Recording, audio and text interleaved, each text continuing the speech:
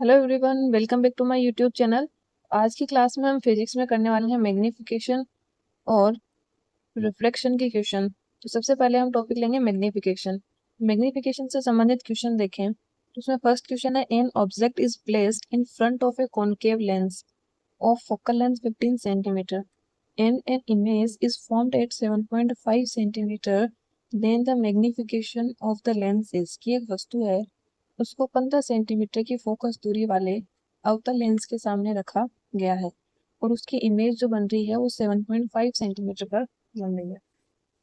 सबसे पहला तो अवतल लेंस है तो इसकी फोकस दूरी नेगेटिव होगी -15 सेंटीमीटर और इमेज बन रही है 7.5 सेंटीमीटर पर, तो ये भी माइनस में होगी -7.5 सेंटीमीटर। यहाँ से हम u निकाल लेंगे तो 1/u is equal to 1/f minus 1/v। इसको सोल्व करेंगे हम तो ये -1/15 प्लस 1/7.5। यहाँ से u की वैल्यू आ जाएगी -15 सेंटीमीटर। कितनी आएगी? -15 सेंटीमीटर। इसके बाद m मैग्निफिकेशन, तो मैग्निफिकेशन क्या होता है? -v/u। यहाँ से माइनस v कितना है? 7.5 -7.5 डिवाइड u कितना है? -15, ये आ जाएगा 0.5 -0.5, ऑप्शन ए। नेक्स्ट क्वेश्चन है, which of the following relations correctly represents magnification m produced by a convex mirror. इनमें से कौन सा संबंध जो है वो उत्तल दर्पण के लिए आवर्धन को सही रूप से व्यक्त करता है। जो उत्तल दर्पण होता है उसके लिए हम जानते हैं कि उसमें जो इमेज बनेगी हमेशा वर्चुअल बनती है। हमेशा कैसी बनेगी? वर्चुअल एंड डिमिनिस्ड बनती है, छोटी बनती है। डिमिनिस्ड कैसी बनेगी? इसमें वास्तविक नहीं, क्या बोलते हैं वर्चुअल को? आभासी। आभासी व छोटी इमेज बनती है हमेशा। तो इसके लिए आवर्धन m इज इक्वल टू होता है hi डिवाइड ho। तो hi जब ये वैल्यू हमेशा इससे छोटी होगी तो इसकी वैल्यू हमेशा 1 से कम आएगी और 0 से ज़्यादा होगी। तो m की वैल्यू 0 से तो ज़्यादा होगी और 1 से हमेशा कम रहेगी उत्तल दर्पण के लिए। तो इसमें हो जाएगा ऑप्शन ए। नेक्स्ट क्वेश्चन है, the magnification produced by a lens is 1/2। The nature and the relative size of the image formed by the lens in the respective order is. कि एक लेंस है उसके द्वारा जो आवर्धन है वो कितना है? 1/2 है। तो लेंस द्वारा जो छवि बनेगी वो किस प्रकार की बनेगी? जब जो मैग्निफिकेशन है या जो आवर्धन है वो 1 से छोटा है, 1/2 है, तो उसमें इमेज बनेगी वर्चुअल, इरेक्ट एंड डिमिनिस्ड। आभासी, आभासी और सीधी बनेगी। कैसे बनेगी? आभासी, सीधी और छोटी इमेज बनती है। तो ये दे रखा है ऑप्शन डी में, virtual, erect and diminished. Next question है, what is the unit of magnification. आवर्धन की इकाई क्या है? तो आवर्धन की कोई इकाई नहीं होती है।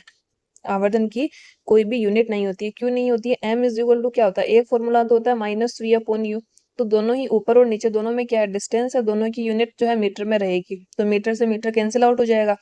तो यहाँ पर भी m की कोई यूनिट नहीं होगी और hi/ho। तो इसमें भी तो क्या है? डिस्टेंस ही है एक तरह से। तो इसमें भी जो यूनिट्स होती हैं वो कैंसिल आउट होके जो आवर्धन होगा हमारा मैग्निफिकेशन, उसकी कोई यूनिट नहीं बचती है। नेक्स्ट क्वेश्चन है, a student measure the magnification of a spherical lens and a spherical mirror. He found that both are +3। He would conclude that. कि एक छात्र है, उसने एक तो गोलीय लेंस लिया और एक गोलीय दर्पण लिया, दोनों का उसने आवर्धन मेजर किया, तो उसने ये पाया कि जो आवर्धन है वो कितना है? +3 है। m की वैल्यू कितनी है? +3 है। तो वो क्या निष्कर्ष निकालेगा? यदि m की वैल्यू +3 है यानी कि ये उत्तल दर्पण तो कभी नहीं हो सकता, क्योंकि उत्तल दर्पण के लिए हमने अभी क्या देखी थी कंडीशन कि m की वैल्यू 0 से 1 के बीच में होती है। तो m इज इक्वल टू 3 है यानी कि ये अवतल दर्पण होगा। क्या होगा? अवतल दर्पण, कॉनकेव मिरर होगा। इसके अलावा लेंस की बात करें तो जो अवतल दर्पण काम करता है वही काम लेंस में कॉन्वेक्स लेंस करता है। तो लेंस हो जाएगा इसमें उत्तल लेंस। उत्तल लेंस और अवतल दर्पण हम कहें तो एक तरह से सेम जो प्रॉपर्टीज दिखाते हैं। तो उत्तल लेंस यानी कि कॉन्वेक्स लेंस हो जाएगा। तो इसमें क्या हो जाएगा? लेंस तो है जो कॉनकेव है, नहीं, लेंस कॉन्वेक्स है और मिरर कॉनकेव है। Option D, the lens is convex, lens उत्तल है लेकिन दर्पण अवतल है। नेक्स्ट क्वेश्चन है, if the magnification of an image from a spherical mirror is -1.38, then the nature of the image will be, कि एक गोलीय दर्पण है उससे जो प्रतिबिंब बन रहा है उसका आवर्धन 1.38 है, -1.38, तो छवि की प्रकृति क्या होगी? जब m की वैल्यू ग्रेटर देन 1 है, क्या है, यदि m की वैल्यू ग्रेटर देन 1 है तो जो इमेज बनेगी वो हमेशा इनलार्ज्ड बनेगी। इमेज कैसी बनेगी? इनलार्ज्ड बनेगी, बड़ी बनेगी। तो दो ऑप्शन तो इसमें कैंसिल हो जाएंगे, स्मॉलर वाले, छोटी इमेज तो इसमें बनेगी नहीं। और यदि नेगेटिव साइन है, यदि m की वैल्यू कैसी है? नेगेटिव है, तो वहां पर इमेज बनेगी वास्तविक और उल्टी बनेगी। कैसी बनेगी? नहीं, रियल, हाँ, वास्तविक और उल्टी बनेगी ना, तो रियल एंड इन्वर्टेड बनती है, रियल एंड इन्वर्टेड, वास्तविक व उल्टी इमेज बनेगी यदि m की वैल्यू नेगेटिव है। तो ऐसी कंडीशन कौन से में दे रखी है? फर्स्ट ऑप्शन है रियल, इन्वर्टेड एंड इनलार्ज, तो फर्स्ट ऑप्शन इसमें सही हो जाएगा। और यदि m की वैल्यू यहाँ पर पॉजिटिव होगी, m की वैल्यू पॉजिटिव होगी, तब इमेज कैसी बनेगी? वर्चुअल, वर्चुअल एंड इरेक्ट, आभासी और जो है सीधी बनती है। और यदि m की वैल्यू लेस देन 1 है तो कैसी बनेगी? इमेज डिमिनिस्ड बनेगी। तो अब इसमें से कैसा भी क्वेश्चन आए, m की वैल्यू कितनी भी दी हो, इन चार प्रॉपर्टीज से हम जो है पता लगा सकते हैं कि इमेज जो है वो कैसी बनेगी उसकी। नेक्स्ट क्वेश्चन है, the magnification produced by a concave mirror is found to be -2 when an object of height is 1 centimeter is placed at a suitable distance from the pole. Here image height is equal to, एक अवतल दर्पण है उसका आवर्धन हमें -2 दिया है, m की वैल्यू कितनी दी है? -2, और वस्तु की ऊंचाई है 1 centimetre, H O is equal to 1 centimetre है, और इसे पोल से उपयुक्त दूरी पर रखा गया है, तो छवि की ऊंचाई क्या होगी? यानी कि एच आई हमें जो है पता करना है। तो m इज इक्वल टू होता है H I divide H O, तो m की वैल्यू है -2, एच आई हमें मेजर करना है, एच ओ की वैल्यू 1 है, तो यहाँ से H I is equal to कितना आएगा? -2 सेंटीमीटर, यानी कि उसकी इमेज की साइज तो कितनी होगी? 2 सेंटीमीटर, और आई जो है नेगेटिव आ रहा है, एच आई नेगेटिव का मतलब है कि वो इमेज कैसी बन रही है? उल्टी बन रही है। इसमें ऑप्शन हो जाएगा सी, 2 सेंटीमीटर। नेक्स्ट क्वेश्चन है, the magnification of an image is +1.5 and the object distance is 30 centimetre from a spherical mirror, the image is formed at, कि एक छवि का आवर्धन 1.5 है, m इज इक्वल टू कितना है? 1.5, और वस्तु की दूरी 30 सेंटीमीटर है, तो u कितना होगा? -30 सेंटीमीटर। तो प्रतिबिंब जो है वो कहाँ बनेगा? तो प्रतिबिंब m इज इक्वल टू हम फॉर्मूला लगा देंगे -v/u, m की वैल्यू हमें 1.5 दी है, -v हमें मेजर करना है, u की वैल्यू -30 है, तो यहाँ से v कितना आएगा? माइनस से माइनस कैंसिल हो जाएगा, और इसको मल्टीप्लाई करेंगे तो v इज इक्वल टू आएगा 45 सेंटीमीटर, और v पॉजिटिव में आ रहा है, यानी कि ये दर्पण के पीछे बनेगी। किधर बनेगी? दर्पण के पीछे। यदि v पॉजिटिव है तो इमेज कहाँ बनती है? दर्पण के पीछे बनती है, तो 45 सेंटीमीटर पर दर्पण के पीछे, ऑप्शन सी। नेक्स्ट क्वेश्चन है, the ratio of the height of the image to the height of the object is called, कि प्रतिबिंब की ऊंचाई और वस्तु की ऊंचाई के अनुपात को क्या कहते हैं? H I divide H O, इसको क्या कहते हैं? मैग्निफिकेशन, तो ये हो जाएगा लीनियर मैग्निफिकेशन, रेखिक आवर्धन। नेक्स्ट क्वेश्चन है, द मैग्नीफाइंग ग्लास इज, आवर्धक ग्लास क्या है? मैग्नीफाइंग ग्लास होता है कॉन्वेक्स लेंस, जो उत्तल लेंस होता है उसको मैग्नीफाइंग ग्लास के नाम से भी जाना जाता है, तो इसमें हो जाएगा ऑप्शन ए, कॉन्वेक्स लेंस।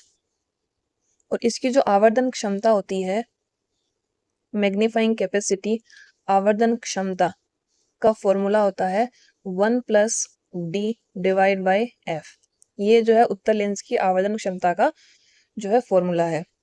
नेक्स्ट क्वेश्चन है, an object at 1.2 centimetre height is place 30 centimetre before a concave mirror of focal length of 20 centimetre to get a real image at a distance of 60 centimetre from the mirror, what is the height of the image formed. एक वस्तु है, उसकी ऊंचाई हमें कितनी दी है? 1.2 centimetre दी है, और उसे अवतल दर्पण से 30 सेंटीमीटर की दूरी पर रखा गया है, u की वैल्यू कितनी है? -30 सेंटीमीटर, और फोकस दूरी है 20 centimetre, f is equal to -20 centimetre, ताकि उसकी वास्तविक छवि 60 सेंटीमीटर की दूरी पर बन सके। तो उसकी जो इमेज बन रही है वो कितनी दूरी पर बन रही है? 60 सेंटीमीटर पर, तो v इज इक्वल टू कितना है? 60 सेंटीमीटर। और ये पूछ रहा है कि जो इमेज बन रही है उसकी जो हाइट है वो कितनी होगी। तो यहाँ से हम m के दो फॉर्मूले हम जानते हैं, -v/u is equal to hi/ho। तो यहाँ से यदि हम यूज करें तो माइनस ये हो जाएगा 60 डिवाइड 30, कितना हो जाएगा 60 divide 30 is equal to hi, तो हमें मेजर करना है, ho की वैल्यू कितनी दी है 1.2। तो यहाँ से hi इज इक्वल टू कितना आएगा -2.4 सेंटीमीटर। कितना आ जाएगा -2.4 centimetre, option A. Next question है, a simple magnifying glass includes, कि एक साधारण आवर्धक ग्लास में क्या शामिल होता है। तो आवर्धक ग्लास की हमने बात की थी, कौन सा होता है, उत्तल लेंस होता है, कॉन्वेक्स लेंस। तो ये दो ऑप्शन तो हमारे बिल्कुल नहीं होंगे उत्तल लेंस वाले। अब ये उच्च फोकस दूरी का होगा या जो है शॉर्ट फोकल लेंथ का होगा, उसकी हम बात करें तो उसके लिए हमने मैग्निफिकेशन कैपेसिटी देखी थी, m कितनी देखी थी 1+d/f। तो जिसकी फोकस दूरी कम होगी उसी की तो मैग्नीफाइंग कैपेसिटी ज्यादा होगी। तो इसके लिए हमें क्या लेना होगा, छोटी फोकस दूरी का उत्तल लेंस लेना होगा। तो इसमें हो जाएगा ऑप्शन डी।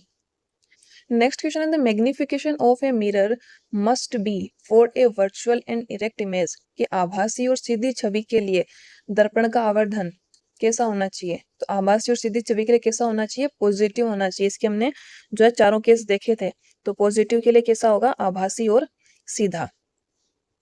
नेक्स्ट अब हम बात करेंगे रिफ्लेक्शन ऑफ लाइट, प्रकाश का अपवर्तन। तो प्रकाश के अपवर्तन से जो कौन कौन से क्वेश्चंस एग्जाम्स में आए हुए हैं उनको हम डिटेल में देखेंगे। फर्स्ट है, a ray of light in glass is incident at an angle of 30 degree on the surface separating glass from air. The ray is reflected in the air at an angle of and the reflected ray in the plane of the incident ray. ये जो कांच में प्रकाश की एक किरण को कांच से वायु को अलग करने वाली सतह पर 30 डिग्री के कोण पर आपतित करते हैं। तो वायु में यह किरण किस कोण पर अपवर्तित होगी, और अपवर्तित किरण जो है वो आपतित किरण के तल में होगी या नहीं होगी। तो ये क्या कह रहा है, ये एक हम लाइन मान लेते हैं, यहाँ पर ऊपर क्या है, ग्लास है, और नीचे क्या है, एयर है।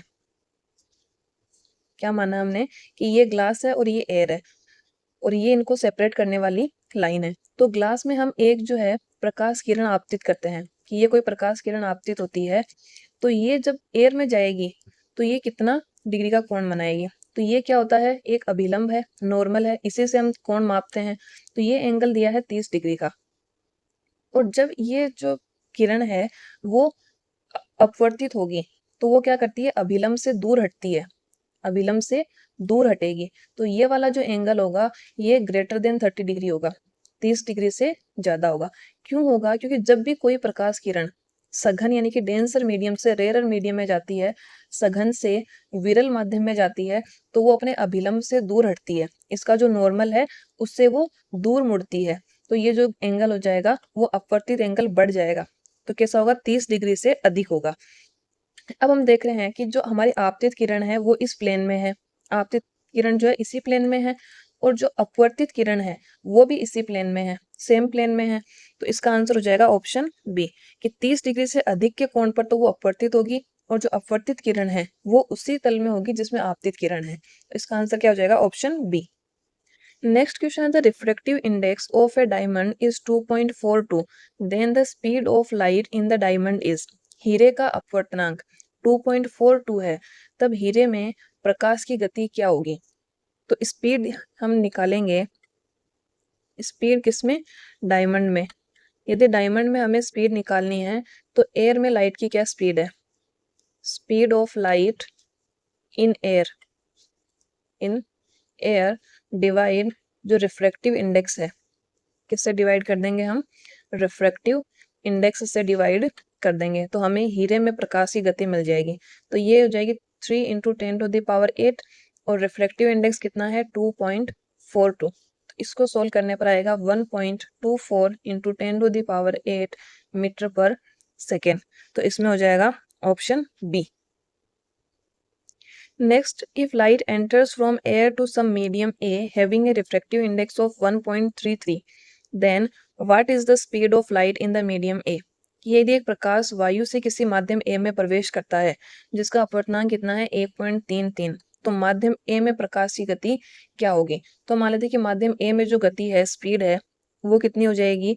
वैक्यूम में लाइट की स्पीड कितनी है, 3 × 10⁸, ये 3 है, 3 × 10⁸, और रिफ्रैक्टिव इंडेक्स इसको डिवाइड कर देंगे 1.33, तो इसकी वैल्यू आएगी 2.26 × 10⁸ metre per second, option C. Next question दिया है, when a beam of light of wavelength 4500 angstrom, 5400 angstrom and 6000 angstrom respectively are pass through a prism, then the angle of deviation is. कि 3 तरंगदैर्ध्य की प्रकाश किरणें हैं, एक की तरंगदैर्ध्य है 4500 एंगस्ट्रॉम, दूसरे की है 5400, तीसरे की है 6000 एंगस्ट्रॉम। इनको एक प्रिज्म से गुजारते हैं, तो किसमें सबसे अधिक विचलन होगा। तो विचलन हम जानते हैं कि जिसकी तरंगदैर्ध्य ज्यादा होगी, जिसकी लैम्डा ज्यादा होगी, उसमें डेविएशन कम होता है, उसमें क्या होगा, डेविएशन कम होता है। और जिसकी जो तरंगदैर्ध्य कम होगी उसमें डेविएशन क्या होगा, ज्यादा होगा। तो यहाँ पर सबसे कम तरंगदैर्ध्य कौन सी है, 4500 एंगस्ट्रॉम। तो जो 4500 एंगस्ट्रॉम की प्रकाश किरण है उसमें सबसे अधिक विचलन होगा, इसमें हो जाएगा answer option A. Next question है, the refractive index of fluid A is 1.47, this means एक तरल है ए, उसका अपवर्तनांक कितना है 1.47। तो इसका क्या मतलब है। तो रिफ्रैक्टिव इंडेक्स क्या होता है कि वैक्यूम में लाइट की स्पीड कितनी है, और उसको हम किससे डिवाइड करते हैं कि उस मीडियम में लाइट की स्पीड कितनी है। तो यदि अपवर्तनांक 1.47 है, इसका अर्थ ये है कि जो प्रकाश की गति है वो उस लिक्विड में जाने पर 1.47 गुना कम हो जाएगी। कितनी हो जाएगी, 1.47 गुना कम हो जाएगी उसकी स्पीड। तो इसमें क्या हो जाएगा, फर्स्ट में दे रखा है कि तरल ए में प्रकाश की गति वायु में प्रकाश की गति से 1.47 गुना अधिक नहीं होती, कम हो जाएगी। तरल ए में प्रकाश की गति पानी में, पानी का तो कोई यहाँ पर रोल ही नहीं है। सी दिया है, तरल ए में प्रकाश की गति निर्वात में प्रकाश की गति से 1.47 गुना कम हो जाती है। तो इसमें जो है सी ऑप्शन हमारा सही हो। नेक्स्ट क्वेश्चन है, light travels from air into water with an index of refraction of 1.33, the light ray will. प्रकाश वायु से पानी में यात्रा करता है जिसमें अपवर्तनांक 1.33 है, तो प्रकाश की किरण जो है वो किस ओर मुड़ेगी। तो यदि जो लाइट की किरण है, प्रकाश किरण है, वो जा रही है वायु से पानी में, यानी कि वो विरल से सघन माध्यम में जा रही है, रेयर से डेंसर मीडियम में जा रही है, विरल से सघन माध्यम में।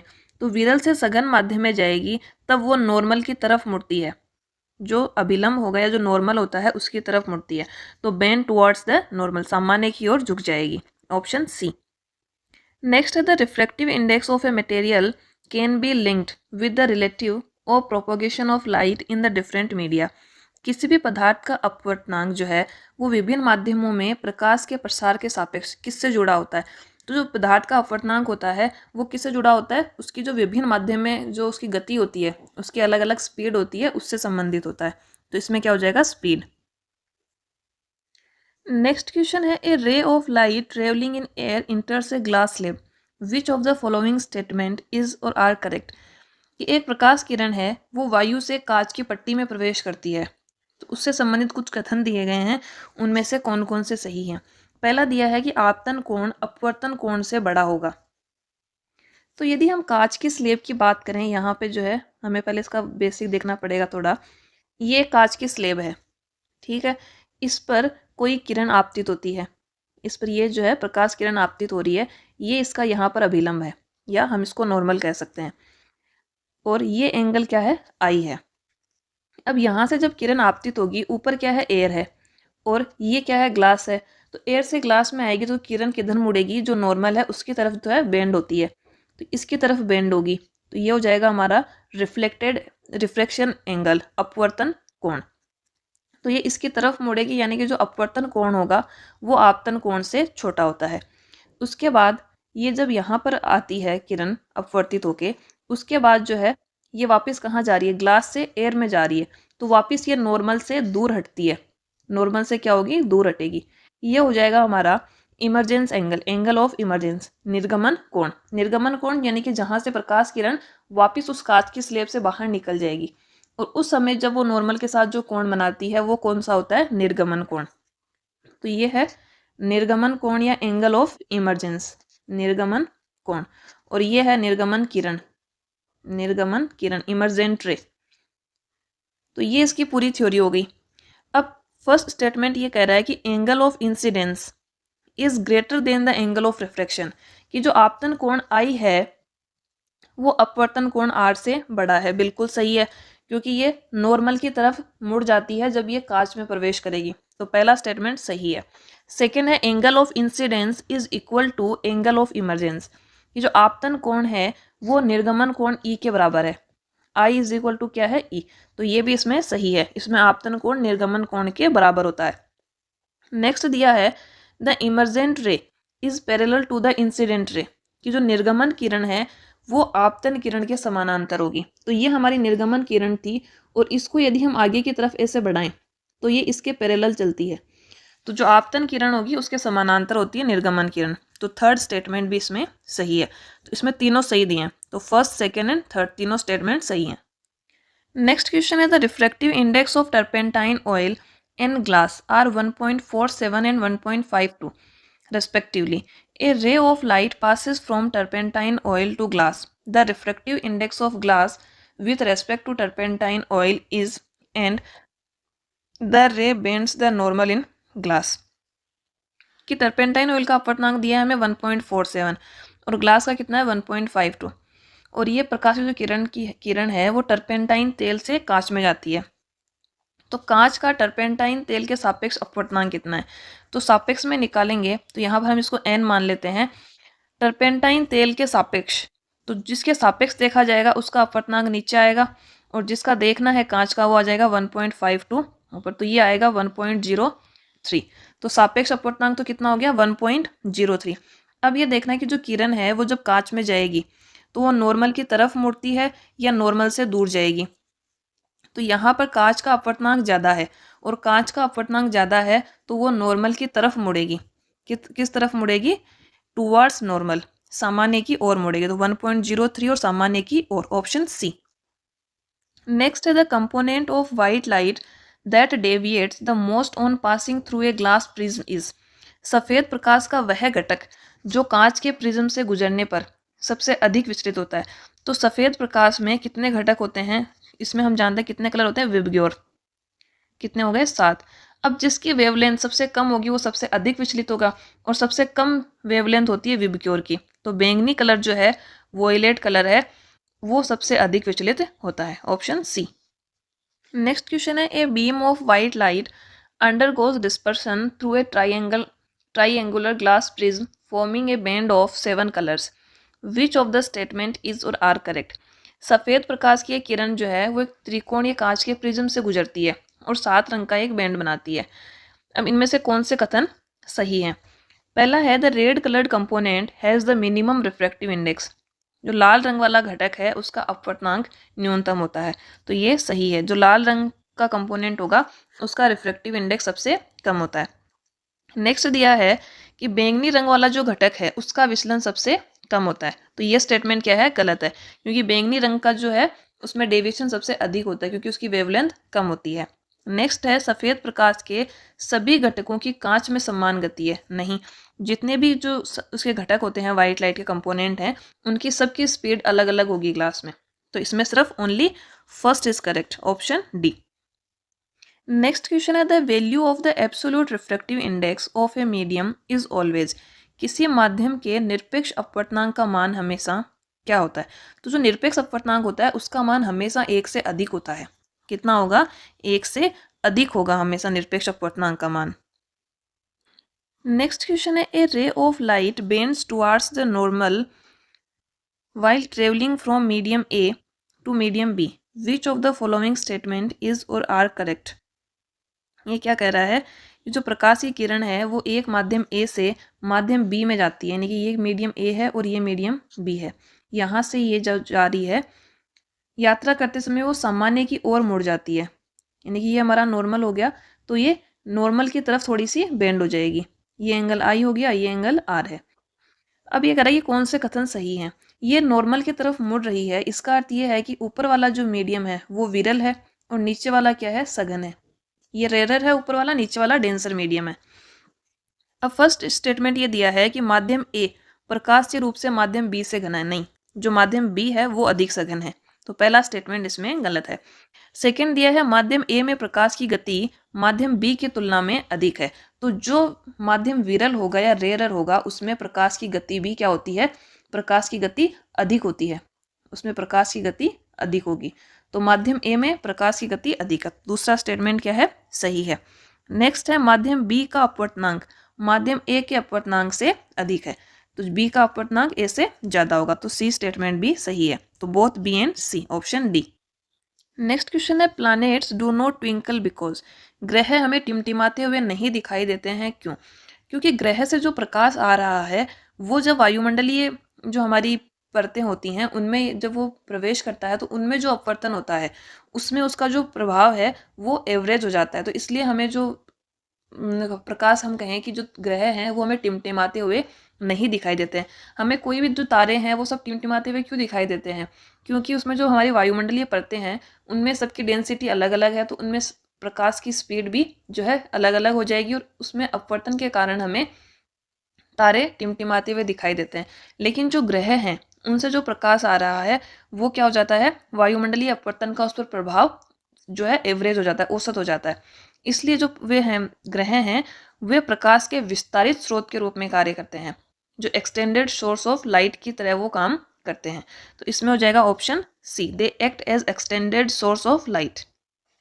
नेक्स्ट क्वेश्चन है ratio of sine I and sine R is known as, sine I और साइन आर का अनुपात क्या कहलाता है? साइन आई और साइन आर का अनुपात कहलाता है रिफ्रैक्टिव इंडेक्स, क्या होगा, रिफ्रैक्टिव इंडेक्स, अपवर्तनांक। नेक्स्ट है when light travels from one medium to another medium then, जब प्रकाश एक माध्यम से दूसरे माध्यम में यात्रा करता है तो क्या होगा? फर्स्ट स्टेटमेंट दिया है आपतित किरण आपतन बिंदु पर सामान्य और अपवर्तित किरण एक ही तल में होते हैं, तो ये जो स्टेटमेंट है वो बिल्कुल सही है। ये क्या कह रहा है कि ये हमारा कोई मीडियम ए है और ये मीडियम बी है, ये कोई किरण आपतित हुई तो ये क्या हो गया, आपतन बिंदु हो गया, और ये नॉर्मल है और ये अपवर्तित किरण है, तो आपतन किरण और जो आपतन बिंदु पर जो नॉर्मल है क्या है, normal at the point of incidence, और जो रिफ्लेक्टेड रे हैं वो सब क्या है, एक ही तल में है, तो इसमें फर्स्ट स्टेटमेंट सही है। नेक्स्ट है a rainbow is observed due to reflection of sunlight through raindrops, this implies that, इंद्रधनुष को वर्षा बूंदों के माध्यम से सूर्य के प्रकाश के अपवर्तन के कारण देखा जाता है, इसका क्या तात्पर्य है? ये क्या कह रहा है कि इंद्रधनुष क्यों बनता है, कि जो वर्षा की बूंदें होती हैं उनमें से सूर्य का प्रकाश जब गुजरता है तो उनमें क्या होता है, अपवर्तन होता है, उसके कारण हमें इंद्रधनुष दिखाई देता है, तो इससे हमें जो है क्या निष्कर्ष मिलता है, क्या कंक्लूजन मिलता है? तो इससे ये निष्कर्ष निकाला जा सकता है कि जो सूर्य का प्रकाश है उसमें बहुत सारे रंग हैं, बहुत सारे रंग हैं तभी तो उसमें अपवर्तन के बाद उनमें क्या होगा, प्रकीर्णन होगा या क्या होगा, डिस्पर्शन होगा, तो इसलिए हम क्या कह सकते हैं कि सनलाइट इज पॉलीक्रोमेटिक, सूर्य का प्रकाश क्या है, बहुरंगी है, ऑप्शन बी। नेक्स्ट है what happens when A pencil is emerged in water, क्या होगा कि जब एक पेंसिल को पानी में डुबाया जाए, जब एक पेंसिल को हम पानी में डुबोते हैं तो वो हमें कैसे दिखाई देती है, वो हमें मुड़ी हुई दिखाई देती है, क्यों मुड़ी हुई दिखाई देती है, अपवर्तन के कारण। अब उसमें चाहे हम पेंसिल डुबोएं या कोई हम उसमें रॉड डुबोएं या कोई चम्मच हमने पानी में डुबाया तो वो सब हमें क्या होता है, थोड़े से मुड़े हुए दिखाई देते हैं, और उसका कारण क्या है, प्रकाश का अपवर्तन, तो इसमें क्या हो जाएगा, ऑप्शन सी, पेंसिल हमें मुड़ी हुई दिखाई देती है, किसकी वजह से, प्रकाश के अपवर्तन के कारण, रिफ्रैक्शन ऑफ लाइट। नेक्स्ट है when we observe the floor of a swimming pool filled with water we notice that pool looks, जब हम पानी से भरे हुए स्विमिंग पूल की सतह को देखते हैं तो हमें लगता है कि पुल वास्तविकता से अधिक चौड़ा है, कम चौड़ा है, अधिक गहरा है या कम गहरा है। इसकी हम बात करें तो कोई स्विमिंग पूल है उसको पानी से भरा हुआ है तो उसमें भी क्या होता है, प्रकाश के अपवर्तन की घटना होती है, प्रकाश के अपवर्तन के कारण जो प्रकाश की किरण नीचे से आती है, पानी से जो प्रकाश की किरण आ रही है जब वो वायु में आएगी तो वो क्या होगी, नॉर्मल से दूर हटती है। ये हम बात करें कि ये हमारा स्विमिंग पूल है और इसमें पानी है, इसमें से जब किरण आएगी बाहर तो ये नॉर्मल हो गया, इससे दूर हटती है वो, जिसकी वजह से हमें उसका तल थोड़ा सा ऊपर उठा हुआ दिखाई देता है, स्विमिंग पूल का जो फ्लोर है वो हमें क्या दिखता है, ऊपर की तरफ उठा हुआ दिखाई देता है, यानी कि उसकी जो हमें एक्चुअल उसकी डेप्थ होती है उससे हमें उसकी कम लगती है डेप्थ, कि ये कम गहरा है, तो इसका आंसर क्या हो जाएगा, ऑप्शन डी, वास्तविकता से कम गहरा लगता है। नेक्स्ट क्वेश्चन है when light is pass through a prism reflection of light occurs, कि जब एक प्रकाश को हम प्रिज्म से गुजारते हैं तो प्रकाश का अपवर्तन कितनी बार होता है। तो जब एक प्रकाश प्रिज्म से गुजरता है तो उसमें प्रकाश का अपवर्तन 3 बार होता है। कितने बार होता है? 3 बार अपवर्तन होता है। नेक्स्ट है when light passes from water to air then changes, जब प्रकाश पानी से वायु में जाता है तो किस में बदलाव होगा। जब प्रकाश पानी से वायु में जाएगा तो ना तो उसकी तरंग दैर्ध्य में कोई अंतर आता है, ना ही उसकी आवृत्ति में परिवर्तन आता है, और ना ही उसके रंग में परिवर्तन होता है। उसकी गति में बदलाव आता है। किस में आएगा? उसकी स्पीड में जो है हमें चेंज देखने को मिलता है। नेक्स्ट क्वेश्चन है if the value of the refractive index increases then, यदि अपवर्तनांक का मान बढ़ता है तो क्या होगा। पहला है कि डेविएशन डिक्रीजेज, विचलन कम होता है, नहीं, उसमें क्या होगा? विचलन बढ़ेगा। नेक्स्ट है deviation in direction of light increases, प्रकाश की दिशा में विचलन बढ़ता है, तो इसमें ऑप्शन बी सही होगा। यदि अपवर्तनांक का मान बढ़ेगा तो डेविएशन भी बढ़ता है। नेक्स्ट क्वेश्चन है when light is incident along the normal and passes from air to water then the direction of light will, जब प्रकाश सामान्य के साथ आते हुए वायु से पानी में प्रवेश करता है तो प्रकाश की दिशा कैसी होगी। तो प्रकाश की दिशा में कोई परिवर्तन नहीं होता है, डायरेक्शन में कोई चेंज नहीं होगा। कोई किरण वो ऐसे आ रही थी तो वो आगे उसी तरफ जाएगी, तो उसकी डायरेक्शन में कोई चेंज नहीं होगा। Option A. नेक्स्ट है which of the following instruments use the principle of reflection, निम्नलिखित में से कौन सा यंत्र अपवर्तन के सिद्धांत का उपयोग करता है। तो इसमें कौन कौन से देखें? Radio, spectacles, mobile, clock. तो इसमें जो चश्मा है या स्पेक्टेकल्स हैं वो किस सिद्धांत पर काम करते हैं? प्रकाश के अपवर्तन के सिद्धांत पर काम करता है। नेक्स्ट क्वेश्चन है a light ray enters from medium A to medium B and as a result it bends away from the normal in the medium B. The refractive index of medium B relative to medium A. एक प्रकाश रेखा है जो माध्यम A से माध्यम B में जा रही है। A से किस में जा रही है? B में। और वो माध्यम B में जाते समय सामान्य से दूर हटती है, कि जो नॉर्मल है उससे वो दूर मुड़ जाती है। तो माध्यम B का माध्यम A के सापेक्ष अपवर्तनांक कितना होगा? यानी कि A का जो अपवर्तनांक है उसके सापेक्ष बी का अपवर्तनांक कितना होगा। तो जब सामान्य से दूर हटती है यानी कि जो बी का अपवर्तनांक है वो ए से कम है। क्या है? ए से कम है। ए का जो अपवर्तनांक है उससे कम होगा तभी वो नॉर्मल से दूर हटेगी। तो जब म्यू बी जो है म्यू ए से लेस देन है तो इसको हम देखें तो ये आ जाएगा लेस देन 1। तो क्या होगा? 1 से कम होगा, less than unity. Option C. Next question है a ray of light undergoes refraction through a triangular glass prism, the angle between the incident ray and emergent ray is called. एक प्रकाश रेखा है वो एक कांच के प्रिज्म के माध्यम से अपवर्तन से गुजरती है। एक कांच का प्रिज्म है उसमें क्या हो रहा है? वो उसके थ्रू गुजरती है और उसमें अपवर्तन होता है। तो जो आपतन रेखा है और जो निर्गमन रेखा है उसके बीच का कोण क्या कहलाता है? कि ये कोई प्रकाश किरण आ रही थी, इसमें अपवर्तन हुआ, फिर यहाँ से वो जो है डेविएट करेगी। प्रिज्म क्या है? 3D में बनता है, तो इसमें हम जो है एग्जैक्ट उसकी फिगर नहीं बना पाएंगे। लेकिन जो आपतन रेखा थी और जो निर्गमन रेखा है उनके बीच के कोण की बात करें तो उनके बीच का कोण कहलाता है एंगल ऑफ डेविएशन, विचलन कोण कहलाता है। Option A. नेक्स्ट क्वेश्चन है due to atmospheric reflection the apparent position of a star is slightly, कि वायुमंडलीय अपवर्तन के कारण हम जब तारे को देखते हैं तो उसकी हमें स्थिति जो है वो ऊपर की तरफ दिखाई देती है, जो उसकी वास्तविक स्थिति होती है उससे थोड़ी ऊंची दिखाई देती है। तो हमारे 2 ऑप्शन तो यहाँ पे कैंसिल हो गए। क्या दिखाई देगा? ऊपर दिखाई देगा। उसके बाद और ये जो प्रकट स्थिति है वो क्या होती है? बार बार हमें बदलती हुई दिखाई देती है, इसीलिए हमें तारे टिमटिमाते हुए दिखाई देते हैं। तो हमें जो अगर हम क्षितिज से किसी तारे को देख रहे हैं तो उसकी जो हमें एक्चुअल पोजीशन है, एक तो होती है एक्चुअल पोजीशन की जो स्टार की एक्चुअल पोजीशन है वहां पर वो है, और एक होती है वो पोजीशन जो हमें दिखाई दे रही है अपैरेंट पोजीशन, या उसको हम प्रकट स्थिति कह सकते हैं। तो वो हमें एक्चुअल पोजीशन से ऊंची दिखाई देती है और हमेशा बदलती रहती है, इसी की वजह से हमें तारे टिमटिमाते हुए दिखाई देते हैं। तो इसमें क्या हो जाएगा? Higher keeps on changing. Option B. Next question है a ray of light in air is incident at an angle of 45 degree on the surface separating air from a medium of refractive index 2. The ray is refracted in the medium at an angle of, ये यहाँ पर refractive index 2 नहीं, √2 है। कितना है? √2। एक क्या है, एक प्रकाश रेखा है जो 45 डिग्री का आपतन कोण बनाती है। I इज इक्वल टू कितना दिया है? 45 डिग्री। और उस माध्यम का हमें अपवर्तनांक दिया है √2। तो प्रकाश रेखा जो है वो कितने कोण से अपवर्तित होती है? तो हमने अभी थोड़ी देर पहले क्वेश्चन देखा था कि sine I divide sine R, इसको हम क्या कहते हैं? इसको हम कहते हैं रिफ्रैक्टिव इंडेक्स, अपवर्तनांक। इसको क्या कहा जाता है? रिफ्रैक्टिव इंडेक्स कहा जाता है। यहाँ पर आई तो क्या है? एंगल ऑफ इंसिडेंस, और आर क्या है? एंगल ऑफ रिफ्रैक्शन, आपतन कोण और अपवर्तन कोण। तो रिफ्रैक्टिव इंडेक्स हमारे पास है √2। साइन आई की वैल्यू है, आई की वैल्यू 45, तो हो जाएगा sine 45 degree divide sine R की वैल्यू हमें निकालनी है। तो यहाँ से हम देखें तो sine R is equal to sine 45 कितना होता है? 1/√2, 1/√2। और ये √2 भी इधर आ जाएगा तो ये डिवाइड में हो जाएगा, ये आ जाएगा 1/2। Sine R is equal to 1/2। और साइन 30 की वैल्यू होती है 1/2।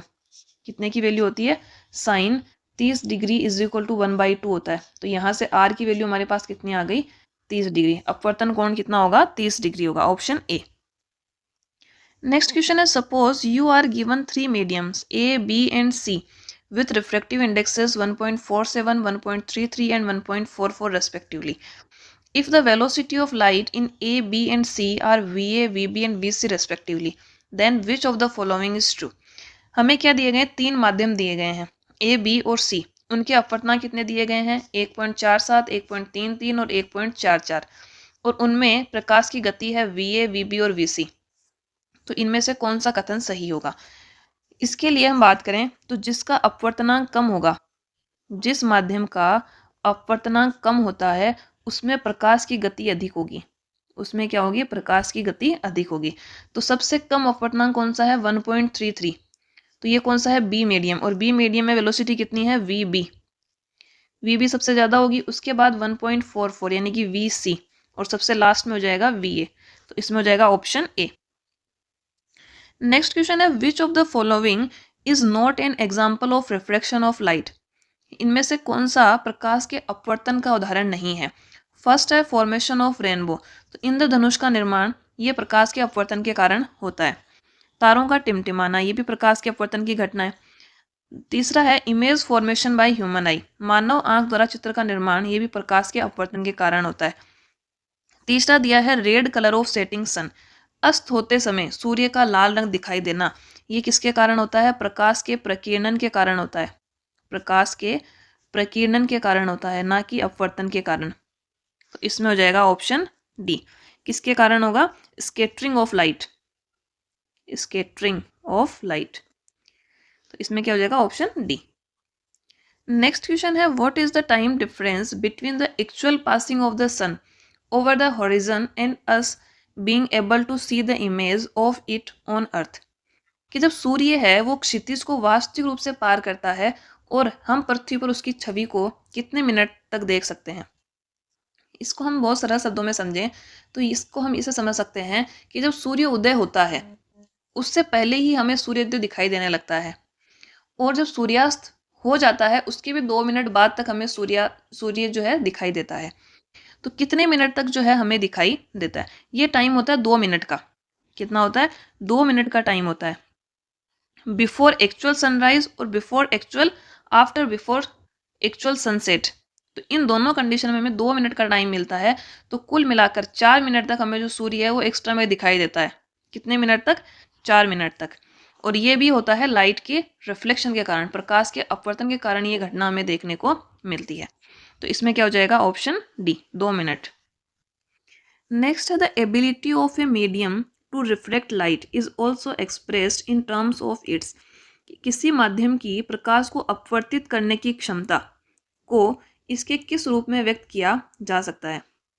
कि कोई माध्यम है वो प्रकाश को कितना अपवर्तित कर सकता है, उसकी कितनी क्षमता है, उसको हम उसकी ऑप्टिकल डेंसिटी के रूप में भी एक्सप्रेस कर सकते हैं। किस में कर सकते हैं?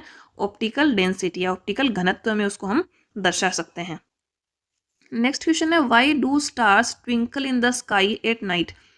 तारों का रात में आकाश में क्यों टिमटिमाना होता है? तो तारे आकाश में क्यों टिमटिमाते हैं? क्योंकि तारों से जो प्रकाश आता है वो वायुमंडल की विभिन्न परतों से होते हुए जो है हम तक पहुंचता है, और वायु की जो अलग अलग परतें हैं उनका सबका घनत्व अलग अलग है, तो उनमें क्या होता है, उसका बार बार अपवर्तन होता है, जिसके कारण हमें तारे टिमटिमाते हुए दिखाई देते हैं। तो इसमें क्या हो जाएगा, option B, due to atmospheric reflection of starlight, कि जो तारे की रोशनी है उसके वायुमंडलीय अपवर्तन के कारण हमें तारे टिमटिमाते हुए दिखाई देते हैं। नेक्स्ट है, ए spoon which looks bent in water is an example of which of the following. पानी में मुड़ी हुई दिखने वाली चम्मच किसका उदाहरण है? तो पानी में चम्मच मुड़ी हुई दिखाई देती है, क्यों? प्रकाश के अपवर्तन के कारण, रिफ्लेक्शन के कारण, तो ऑप्शन बी। नेक्स्ट है, which of the following does not contribute to the sparking of diamonds. निम्नलिखित में से कौन सा डायमंड के चमकने में योगदान नहीं करता है? तो जो डायमंड है वो हमें चमकता हुआ दिखाई देता है, उसके लिए एक तो सबसे जो मेन फैक्टर है वो है टोटल इंटरनल रिफ्लेक्शन, पूर्ण आंतरिक परावर्तन। तो इसमें फर्स्ट स्टेटमेंट तो होगा। सेकेंड दिया high refractive index of diamond, diamond का उच्च अपवर्तनांक, डायमंड का उच्च अपवर्तनांक भी इसमें योगदान देता है। और सी दिया है डिस्पर्सन, तो इसमें डिस्पर्सन भी होगा। सी है low refractive index of diamond, diamond का निम्न अपवर्तनांक, तो इसका आंसर हो जाएगा ऑप्शन डी। नेक्स्ट है, what is the absolute refractive index of air, वायु का निरपेक्ष अपवर्तक सूचकांक क्या होता है? तो वायु का एब्सोल्यूट रिफ्रैक्टिव इंडेक्स होता है 1.0003। कितना आएगा? 1.003। एक फिर 3 जीरो और फिर 3 लगाना है, क्या करना, 1 फिर 3 जीरो और फिर 3 लगा देना है, तो ये हो जाएगा absolute refractive index of air. उसके अलावा हम वाटर का भी देख लेते हैं, क्योंकि वाटर का भी पूछा जा सकता है। पानी का एब्सोल्यूट रिफ्रैक्टिव इंडेक्स होता है 1.33। 1.33 जो है वाटर का एब्सोल्यूट रिफ्रैक्टिव इंडेक्स हो जाएगा। नेक्स्ट है, which of the following is not related to heat flow, निम्नलिखित में से कौन सा ताप के प्रवाह से संबंधित नहीं है? फर्स्ट है कंडक्शन, तो कंडक्शन तो हम जानते हैं हीट फ्लो से रिलेटेड है। ऑप्शन बी दिया है रिफ्लेक्शन, अपवर्तन, तो अपवर्तन तो प्रकाश से संबंधित है, ना कि ताप प्रवाह से, तो इसमें हो जाएगा ऑप्शन बी, रिफ्लेक्शन। नेक्स्ट है, what is the unit of refractive index, अपवर्तनांक की इकाई क्या है? तो रिफ्रैक्टिव इंडेक्स की भी कोई यूनिट नहीं होती है, क्योंकि ये क्या है, ये तो एक रेशियो है दो स्पीड का, speed of light in vacuum और डिवाइड में स्पीड इन पर्टिकुलर मीडियम, तो इसमें क्या हो जाएगा, रिफ्रैक्टिव इंडेक्स की कोई यूनिट नहीं होती है। नेक्स्ट है, if the refractive index of water is 4/3 what will be the speed of light in water. यदि पानी का अपवर्तनांक 4/3 है तो पानी में प्रकाश की गति क्या होगी? तो पानी में प्रकाश की गति निकालने के लिए हम क्या करेंगे, v इज इक्वल टू जो speed of light in air यानी कि 3 × 10⁸ और डिवाइड में रिफ्रैक्टिव इंडेक्स 4/3, तो इसकी वैल्यू आएगी यहाँ से 2.25 × 10⁸, ऑप्शन ए। नेक्स्ट है, the ratio of the speed of light in a medium to a vacuum is called, निर्वात से एक माध्यम में प्रकाश की गति के अनुपात को क्या कहा जाता है? Speed of light in vacuum, light in vacuum, और उसका रेशियो किसके साथ लेना है, speed of light in medium, तो इसको हम किससे जानते हैं, रिफ्रैक्टिव इंडेक्स, अपवर्तनांक, ऑप्शन बी। नेक्स्ट क्वेश्चन है, when a ray of light travels from a denser medium to a rare medium it bends, कि जब प्रकाश रेखा एक सघन माध्यम से विरल माध्यम में जाती है तो वो किस दिशा में मुड़ेगी? तो यदि कोई जो किरण है वो डेंसर मीडियम से रेयर मीडियम में जा रही है, सघन से विरल माध्यम में जा रही है, तो वो सामान्य से दूर हटती है, यानी कि नॉर्मल से क्या होगी, नॉर्मल से दूर हटेगी और उसकी स्पीड बढ़ जाएगी, तो इसमें हो जाएगा option D, away from the normal and its speed increases, सामान्य से दूर और गति बढ़ जाएगी। नेक्स्ट क्वेश्चन है, lemon kept in water in a glass tumbler appears to be bigger than its actual size when viewed from the outside. This is because of, कि पानी का एक ग्लास है उसमें नींबू रखा है और जब नींबू को हम बाहर से देखते हैं तो अपने वास्तविक आकार से बड़ा दिखाई देता है, इसका क्या कारण है? तो इसका कारण है रिफ्रैक्शन ऑफ लाइट, प्रकाश का अपवर्तन, तो इसमें क्या हो जाएगा, option C. Next the absolute refractive index of diamond is, हीरे का निरपेक्ष अपवर्तनांक क्या होता है? हीरे का निरपेक्ष अपवर्तनांक होता है 2.42, क्या होता है, 2.42, ऑप्शन बी। नेक्स्ट है, which of the following substance is less dense visually, निम्नलिखित में से कौन सा पदार्थ दृश्य रूप से कम सघन है? देखते हैं, पहला दिया है वायु, टर्पेंटाइन, बेंजीन और पानी, तो इन तीनों की हम बात करें तो ये तीनों क्या है, लिक्विड है, तीनों क्या है, लिक्विड, और वायु क्या है, गैस। तो इसमें यदि हमें इनके रिफ्रैक्टिव इंडेक्स नहीं भी पता है तो यहाँ पर हम जानते हैं कि जो वायु होती है या गैस है तो उसमें क्या होगा, वो ज़्यादा अधिक विरल होता है, वो क्या होता है, डेंसर कम होता है। तो इसका आंसर हो जाएगा ऑप्शन ए। नेक्स्ट है, what is the reason for the sun to appear long circular at sunrise and sunset.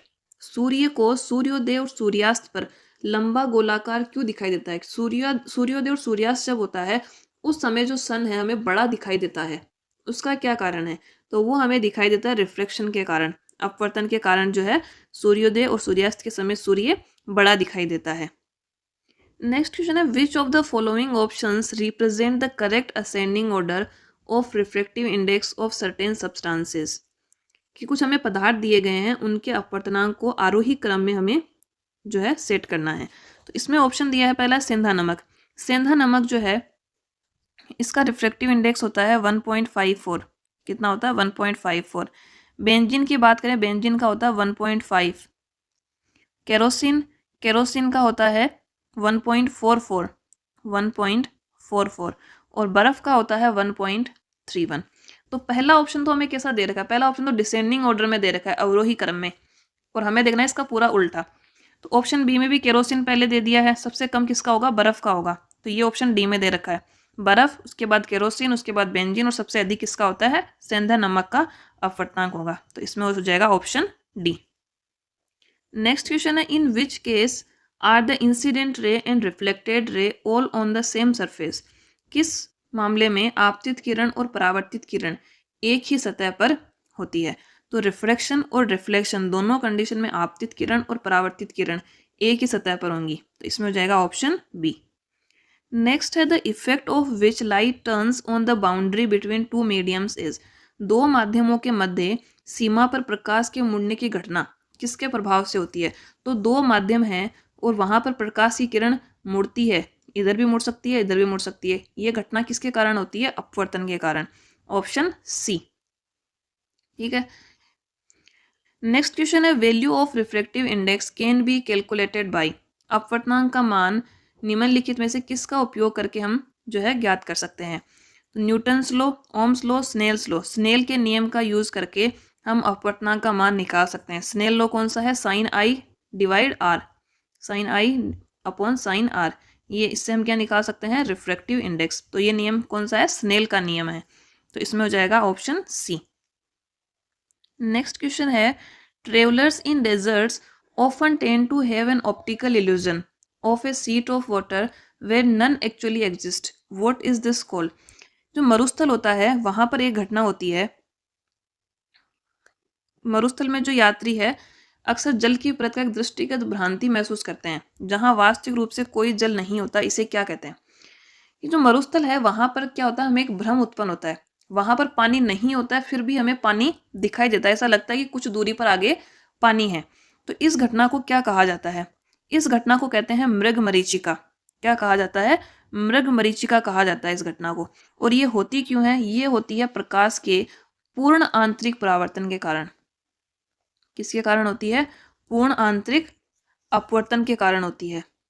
Total internal reflection, reflection यानी परावर्तन, अपवर्तन नहीं होगा, पूर्ण आंतरिक परावर्तन के कारण ये घटना होती है। टोटल इंटरनल रिफ्लेक्शन के कारण हमें मरुस्थल में, डेजर्ट में ऐसी परिस्थिति देखने को मिलती है कि वहां पर हमें एक इल्यूजन होता है, पानी नहीं होता है फिर भी पानी की मतलब वो दिखता है कि थोड़ी दूरी पर क्या होगा, पानी होगा, लेकिन वहां पर जाते हैं तो वहां पर हमें कोई पानी दिखाई नहीं देता है। तो इस घटना को कहा जाता है मृग मरीचिका। क्या कहते हैं, मृग मरीचिका। नेक्स्ट क्वेश्चन है, optical fibre works on the principle of. प्रकाशिक तंतु किस सिद्धांत पर कार्य करते हैं। जो प्रकाशिक तंतु होते हैं वो भी पूर्ण आंतरिक परावर्तन पर आधारित होते हैं। किस पर काम करते हैं, पूर्ण आंतरिक परावर्तन पर कार्य करते हैं।